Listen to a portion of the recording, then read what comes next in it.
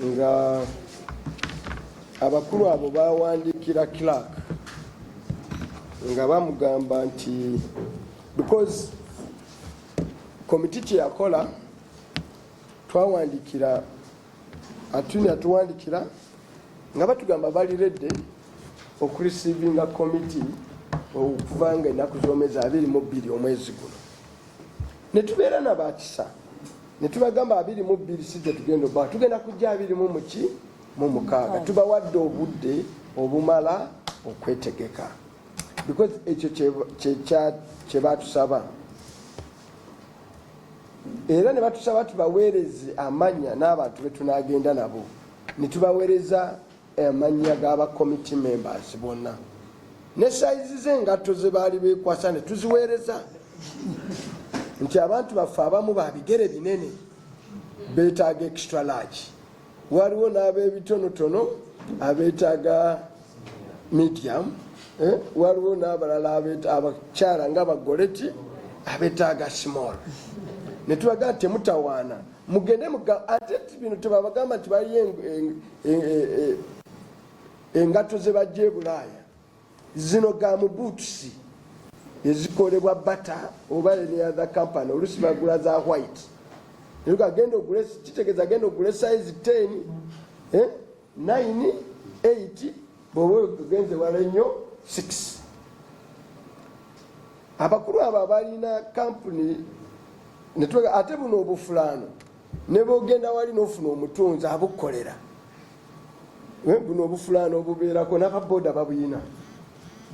So si bwa bukugu nti buno bwabwe buliko electronics ezikwata bloka ng'ejja okukuba. Ekikofiira kya bulijjo mwebiri wano mu hardwares. Ebiyitirivu nnyo ne bogenda olwaleero. Kampuni eno ng'egamba nnyinike yeetaaga obudde okunoonya ssente ezigenda kati batuzzemu natuga nti beetaaga namba twabawadde nnene nnyo, beetaaga okunoonya obusobozi bagende ndowooza beewoleyo omulundi omulala basobole okugulaga mu buutusi obufulaano n'ebiki n'ebisepeewo bino ebya pulastika. Era bani bategeeza nti bajja kutuwa olunaku oluki olulala. Ne bawandikidde Clark n'awandikira n'awa kopi sipiika n'asaba akakiiko komiti ereme genda Lubowa okutuusa ekiseera eky'omu maaso. Olunaku lwe banaatuwa ffe tuli bagumiikiriza omulimbo omuwerekera okutuuka waasula. Kyetwagala okutegeeza eggwanga bibiri wammanga. 1 Auditor General Sebo bwe wali owaayo ripooti y'omwaka guno gwa audit wategeeza sipiika nti special report ku Lubowa wagimala. Kati tuli mu mwezi gwa kuna kumpi tugenda mu gwa kutaano. Kitegeeza audit process eno eggwako mu mwezi ogw'omukaaga ng'ennaku z'omwezi 3. Si kirungi kusansanya ssente za musolo naawe n'okola emirimu ripooti n'ogituulira. Mu Bayibuli bagamba amazima gali bafuula abaki ab'eddembe. Truth shall set you free. So do your due duty, give the country the report, engineering report, special report on Lubowa, and say as is. However, ne baba tebakoze ekyo bye baateeka mu report ya treasury operation sibimala, baatulaga nti abakulu abo bakabasasula $1,133,000 ne be baatunulira omulimu basanga nga gwenkanakana $5,750,000. Kitegeeza basasula ssente ku mulimu ogutannakolwa $1,770,000 ezenkanakana ssente za Uganda nga batadde mu exchange rate y'omwaka ogwo si kati $2,886 ezasasulwa nga ezo ziripoteya. Kati ndowooza peneti ali mu kweyiyayiya naye nekyalo ekikisufu ekiriwo abantu twaga tubajjukize nti mu ndagaano gye bakola tuba tujja kuyita ne attorney general banka either Stanbic or whatever Standard Chartered the detail inzo gibafunira later. Yayina okusasula nga emirimu gitambula egya Lubowa. Kati promissory note obweya mu Uganda bwe yawa nti gwe banka benetuuka okubanja kw'eddwaliro likyagenda mu maaso bakya constructinga fe eggwanga lijja kusasula sente ezo kubanga manya nti eno project ya build operate and handover. Finally Penet alina mu myaka egijja eddwaliro lino wadde yalizimbye n'alyotandika odyoperatinga alina odiddi za gavumenti yaki ya Uganda.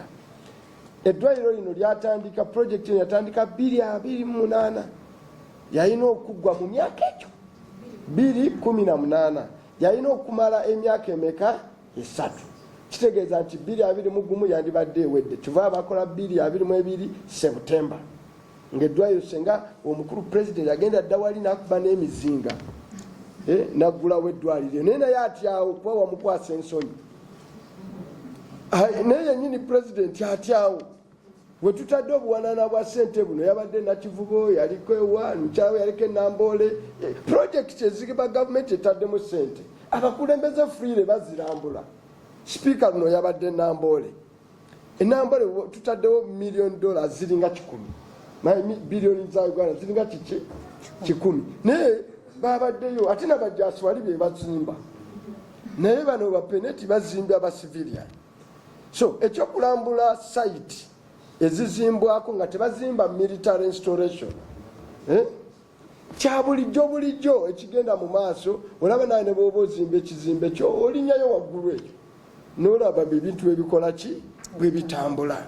Kati kino tebazimba kya muntu kino teri agamba nti tugende Lwakitula oba ekisozi Museveni gyalina amakaage ne property tulambuleyo. Ukitegedde tetunagendako nti tugende wa minisita wa Herese Achenge gyalina amaka ne gyakola emirimu gye egy'obuntu tulambuleyo. Era ku bonna tekuli yatunze wadde Museveni tanatundayo wadde ejjembe ly'ente okugamba nti ateeke ssente mu Lubowa. Bazeewoze nze naawe kyovulaba omusolo mafuta biki tugenda kuzisasula. Lwekyo twagala kubasaba nti buli omu akkiriza obukiiko buno obuteekwawo bukole. Kati ninza obbawa ripooti nti okuva lwe twawuuba ekiwiro ekigere ne tugenda embuya omulimu gukola ki gutambula.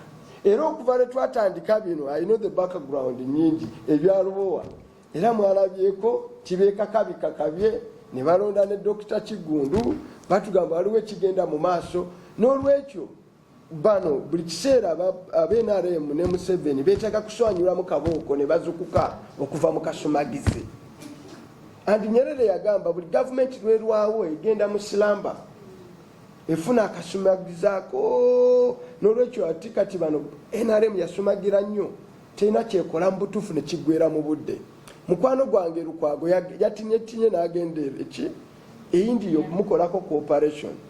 Senga eddwaliro lino lyabadde liwedde Lukwago teyandisoose kuva Nairobi. Nairobi nabaga tetumusobola kati nabaga tumututtewa India. Yandibadde agenda Lubowa badokita baffe wano ne bamukolako. Kyekyazimbye kyekyasesayo ssente zino. Senga mwenna mujjayo ebigambo bya Bahati byayogera ku parliament ng'asaba ssente zino ziringa kati abazitusaba ono ayagala okukola eddagala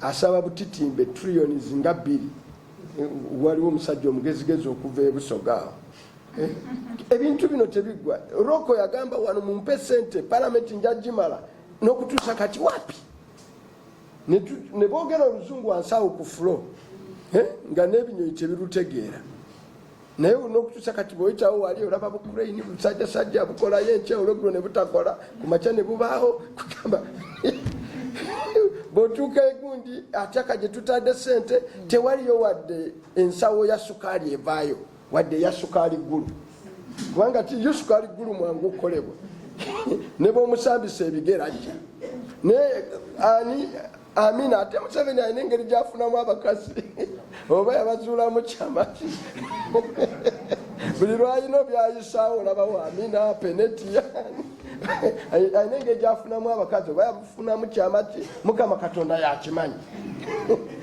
nene be bamuzaala kati beba muzaala naye buli baba alina okukola ebyo byemusimbi omunene ebyo kugenda okulabawo ngaomukazi akoze eki ayingiddewo awo Amina Peneti n'abalala bangi nga basonza awo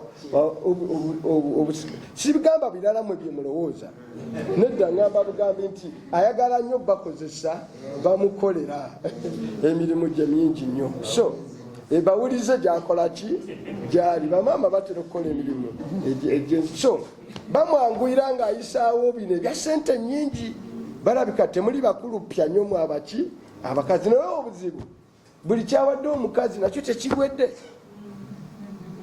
Amina simanya Peneti kozi ono Magola era Magola naye sipiika Kadaga yamwagambaawo n'amwerekera awe wa pulezidenti nti akoze eddagala lya covid teyafulumyayo wadde covidex oyo Magola oyo kakati yagamba nze nina eddagala lya covid ngenda difulumya n'ayambala esuuti n'agenda ewa pulezidenti nga kasipiika teyafulumyayo wadde covidex neki n'akamubaati wadde obugolo obunuusa omuntu alwadde covid tiyabufulumya omanyi olwala ssenyiga obugolo bumukolako tafulumyangayo wadde akagolo naye kati ayagala tuliyoni meka luno ne batugamba emwanyi zaffe zigenda bweru eyo lwabogo n'ayambala wane esuuti n'agenda yogere Bulaaya eyo twagenda okulaba ng'ali mu buzigozigo bwatulaga nti kano kasoopu kano kati ng'olabira ddala kiyosiki gyataddemu emwanyi za Uganda n'alengamu n'ebbogoya n'agamba kati bino biwedde awo tusasula obutitimbe n'olwensonga eggwanga ebintu bino tubifiiriddwamu ssente ezikola ki eziwera naye tubawo obweyamu omulimba omwerekera wakola ki omuwereke okutuuka wasula Ministry of Health therefore tugenda giyita ku bbalaza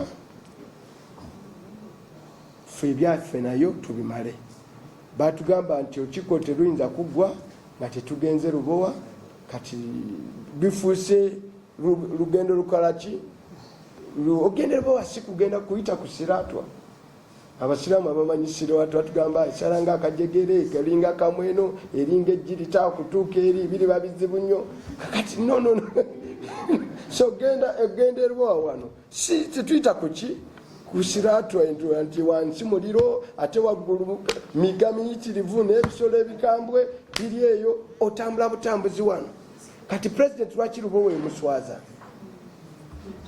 Abaganda bagamba akatali kabbe amagumba osuula muki ku mulyango if you do a good job but even doing a poor job is also part of progress project tutandika ebintu bingi n'ebigaana era kyavuna noga nti kino olaba obufumbo bwe bugaana naye nga ne Katonda yabaddewo nga mbukola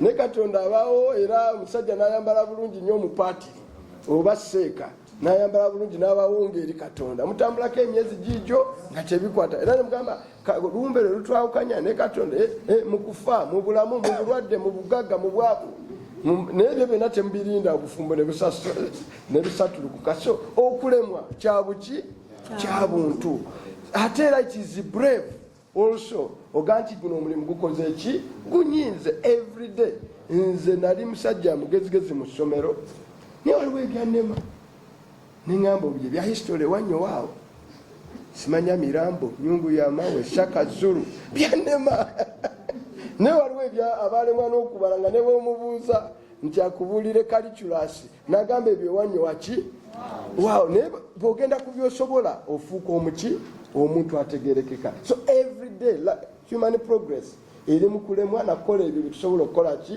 okukola so baba tebabisobola kyova olaba gavumenti engunjufu bezirwalwawo ebbanga nga ziraba emintu tezikyagiziyinga ziteekawo obululu obw'amazima n'obwenkanya zo zennyini abantu bazijje mu buki mu buyinza naye bano balemerako bulemezi buli ke bakwatako kavunda omanyi waliwo abantu abagaza mwali mutegedde mulimu engalo z'abantu ezigaza nga buli kyakwatako bwenti ne mukitereka enkeera kiba kikoze eki kigaze kati NRM yatandika engalo zaayo zigaza buli kimu buli kekwatako kigagabuga abatamanyi Luganda okugaga kitegeeza emmere eyo eba eyonoonese oli ne bakwata mu nva ne muzisuza mu fridge ow'omukono omubi musanga era zakoze eki zagaze ate omulala ne bwazikwatamu n'awagira ne bakwata ku ggolu ne mulibika musanga era lyakoze eki lyagaze kati bano batandika okufuuka nga buli ngalo zaabwe zigaza buli kimu. Mukama Katonda abankuumize.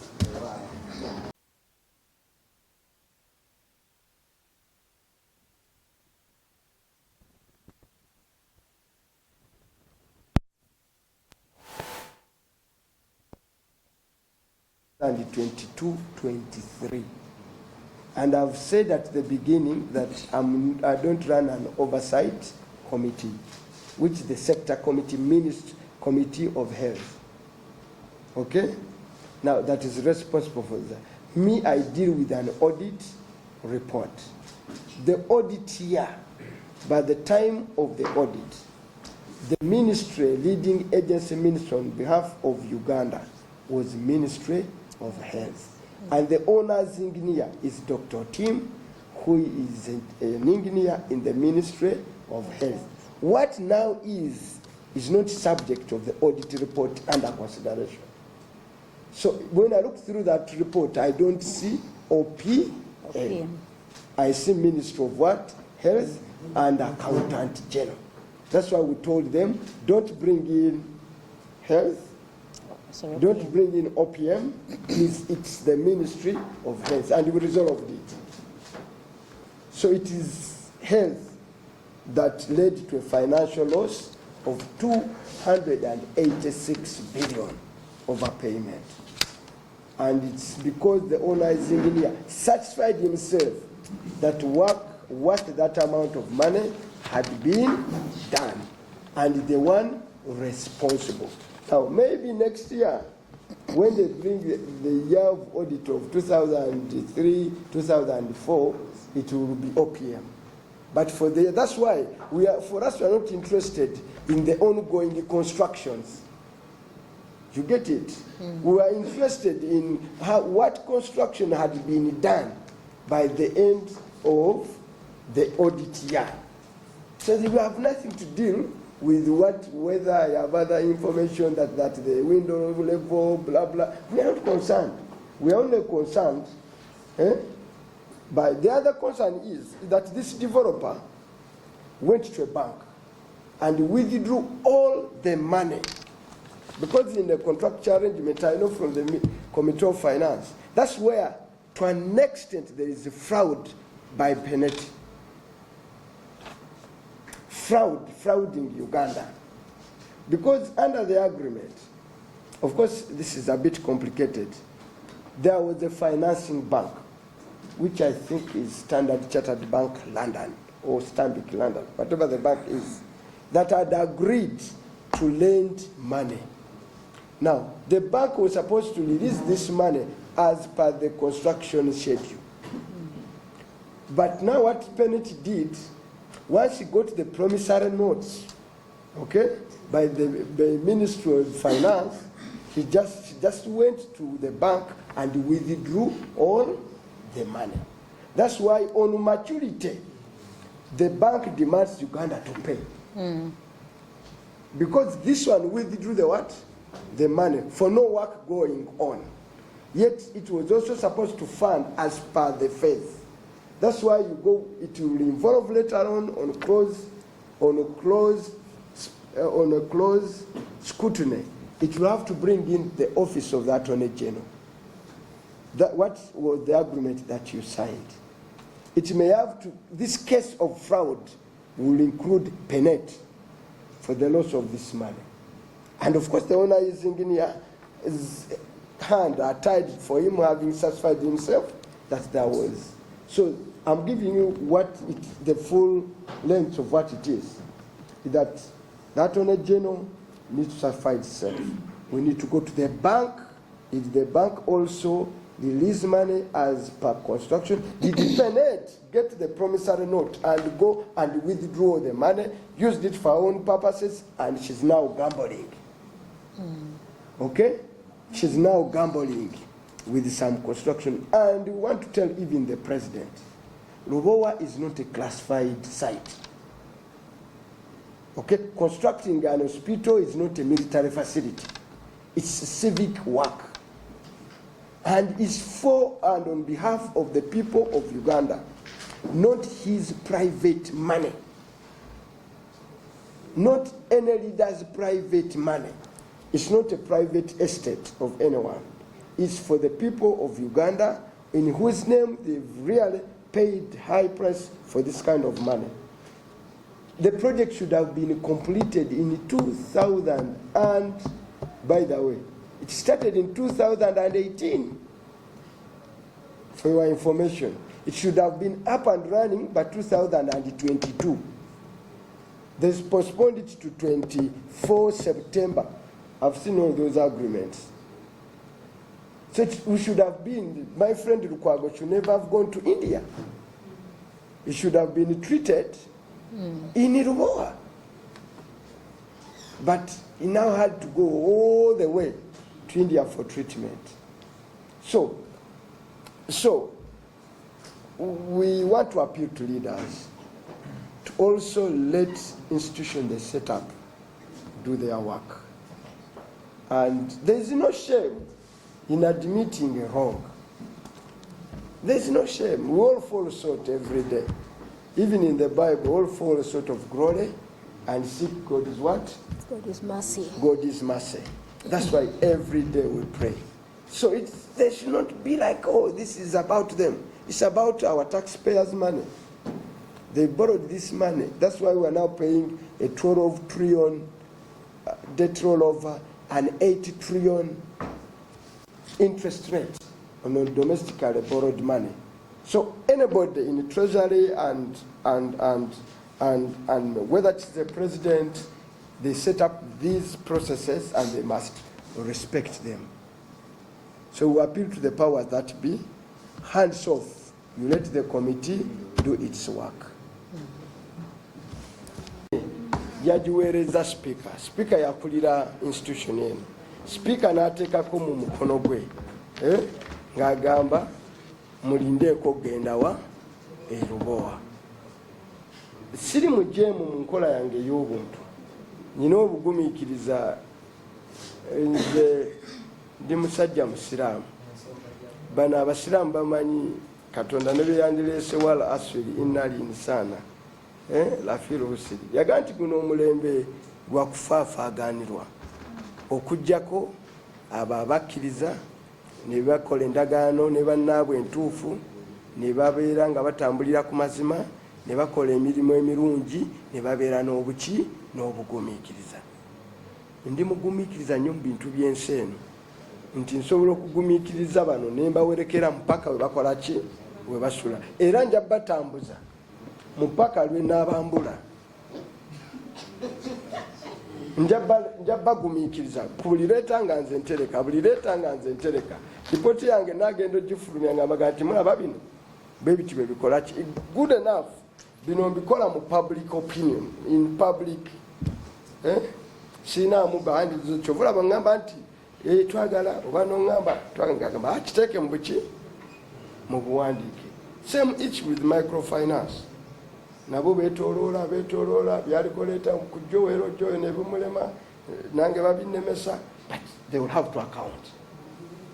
So this time ekyandetaano pate yange nenzija mu birala bye nali nkola obulungi kyali kutereeza komiti eno era nja kuvaawo nga ngitereezezza.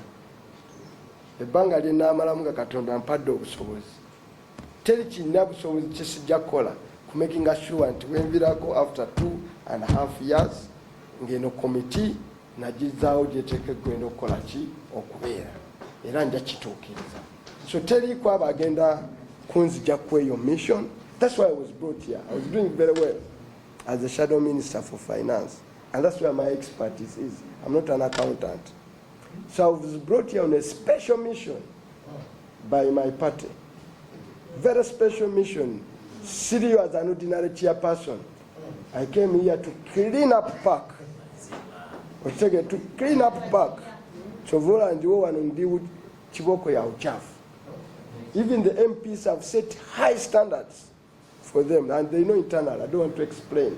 You fall short, I deal with you. So, no, I deal with you as the chair. So I'm even holding people to those standards, and we are slowly getting there, where we ought this committee to be, and we shall not be deterred as long as God gives us energy and life and the faith we have, we shall prevail. Because it's Syria, Muwanga Singatinagana. Ensonga zino zonna ogenda kuziteeka mwali poota otegeeze eggwanga ekibirizo kazo. Nenge ebibuuzo byonna byogedde olizeemu. Okuddamu byoyogedde nnyabo. Kubanga ezo ripooti gyandibadde analysis y'omu story. Kati gwe gyagala kuddiremu one, Parliament erina obusobozi okugula protective gear. Era singa batugamba nti tebasobola batugambe muzikole ki muzigule. Tujja kuteekayo request wa clerk tugule protective gear. So reason etulemesa tenda kwaya protective gear obu bukulupya na bulabayi obuwedde emirimu. Fena mbadde sagala bikutaputira because amateeka tekanzikiriza nga ripooti ekyagenda mu maaso kuwaayo ndowooza ki yange. I'm very careful mu byenkola. Kyova bino bitusomedde mu busomezi sagala biteekako interpretation yaki yange. Sirina kulaga bias. Kati ekyokulwambuuziza ki? Kizinze w'omutima. Kyabadde kinawe